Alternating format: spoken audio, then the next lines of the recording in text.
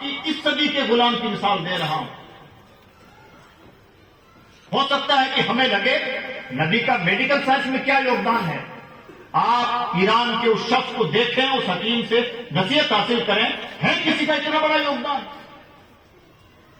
جس ڈاکٹر نے 5 سال تک MBBS کیا, 1 کروڑ کے آس پاس اس پر پیسہ خرچ ہوا, 25-30 سال تک اس نے پریکٹس کی, اور پریکٹس کرنے کے بعد میں ڈاکٹر صاحب ایک اچھے ڈاکٹر بنے, اور مان لیجیے انہوں نے PG کر لیا تو اسپیشلسٹ بنے. ایک ہارٹ اسپیشلسٹ ہے, مان لیجیے کہ پچھلے 20 سال سے ہارٹ اسپیشلسٹ ہے, ہارٹ کا علاج کرتا ہے. ہو سکتا ہے کہ وہ ہارٹ اسپیشلسٹ بہت سارے لوگوں کا علاج کرے اور وہ لوگ ٹھیک ہو جائیں, لیکن سیم ٹائم بہت سارے مریض ایسے نکلیں گے جن کا علاج ان سے نہیں ہو پائے. اور یہ آئے دن کا تجربہ ہے.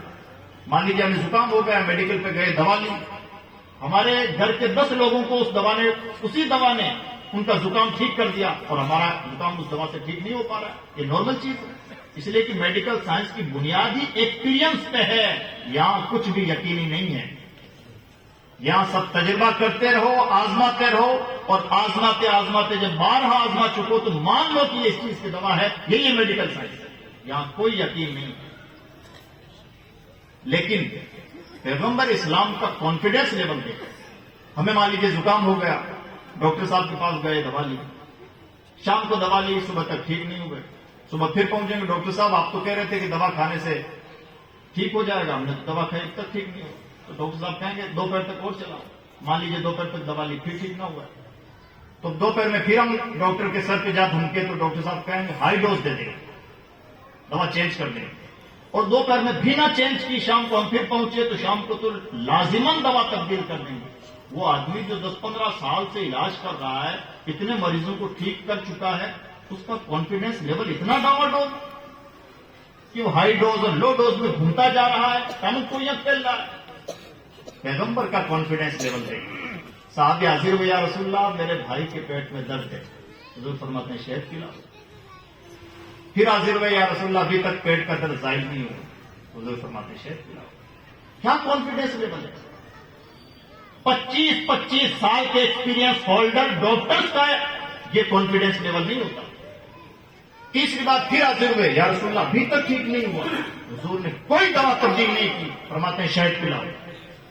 اور چوتھی مرتبہ میں بھی جب انہوں نے شکایت کی تو اب بھی کوئی دوا تبدیل نہیں, کوئی دوا تبدیل نہیں, کوئی اثبات نہیں.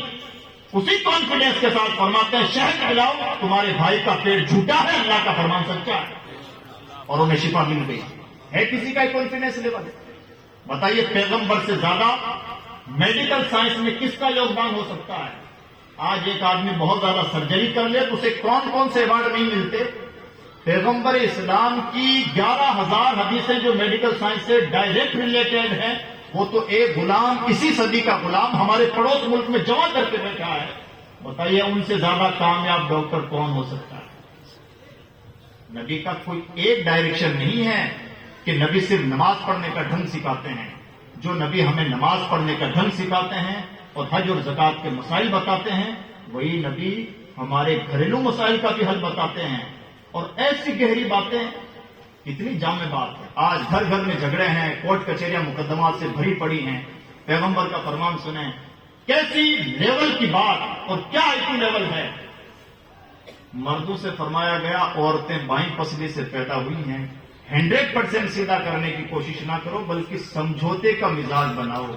یہ بات وہ پیغمبر کہہ رہا ہے جو خود کہیں سمجھوتا نہیں کرتا. اور جب کوئی اتنا آئین پسند انسان کوئی بات کہے تو اس بات میں بہت دم خم ہوتا ہے. نبی کی زندگی میں کوئی سمجھوتا نہیں. عالم یہ ہے کہ اگر محمد کی بیٹی فاطمہ کی چوری کرے گی تو اس کا ہاتھ کاٹا جائے گا. یہ ہے اصول.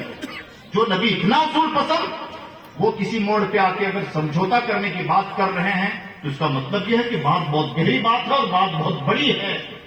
عورتوں مردوں سے کہا گیا کہ سمجھوتا کرو. عورتوں سے کیا فرمایا گیا؟ فرمایا گیا اگر خدا کے علاوہ کسی اور کو سجدہ کرنے کی اجازت ہوتی تو عورتوں کو حکم دیا جاتا کہ شوہروں کو سجدہ کریں. عورتیں یہ سمجھ لیں, مرد یہ سمجھ لیں. بتائیے گھر میں کبھی جھگڑوں کی نوبت آئی؟ کون سا میدان ہے جہاں پیغمبر نے ہماری دستگیری نہ کی ہو, جہاں پیغمبر نے ہماری معلمی نہ کی ہو, جہاں حضور نے انگلی پکڑ پکڑ کے ہمیں نہ یہ سکھایا ہو کہ یہ ایسا کرنا ہے ایسا نہیں کرنا ہے. نبی سے بڑا کائنات کے نقشے پہ کوئی معلم نہیں ہو سکتا. ہماری سب سے بڑی خوش قسمتی سروے زمین پر یہ ہے کہ اللہ نے بن مانگے ہمیں ان کی غلامی عطا فرمائی ہے. اب ہماری سب سے بڑی ذمہ داری یہ ہے کہ اس غلامی کی آبرو بچائیں، اس کی لاج رکھیں. آج کے دور میں ہمیں سب سے زیادہ جس چیز پر محنت کرنے کی ضرورت ہے، پیغمبر کی تعلیمات کو عام کریں، ان کے میسج کو عام کریں اور اپنی مورل ڈیوٹیز کو ڈھنگ سے نبھائیں. میں یقین سے کہتا ہوں آج بھی نبی کی تعلیمات میں اتنا دم خم ہے کہ اسلام کو پھیلانے کی ضرورت نہیں، اسلام خود پھیلتا چلا جائے گا، ہم صرف مسلمان بن جائیں. میں امید کرتا ہوں کہ انشاءاللہ ایسا کرنے کی کوشش کریں گے. اللہ کی بارگاہ میں دعا ہے کہ پروردگار کہنے سننے سے زیادہ عمل کی توفیق بخشے. دوران گفتگو کوئی بات خلاف شرع ہوئی ہو تو ہم تمام حاضرین اپنے رب کی بارگاہ میں سچے دل سے توبہ کریں. نستغفر اللہ تعالی و نتوب الیہ. لا الہ الا اللہ محمد رسول اللہ. السلام علیکم ورحمۃ اللہ تعالی وبرکاتہ.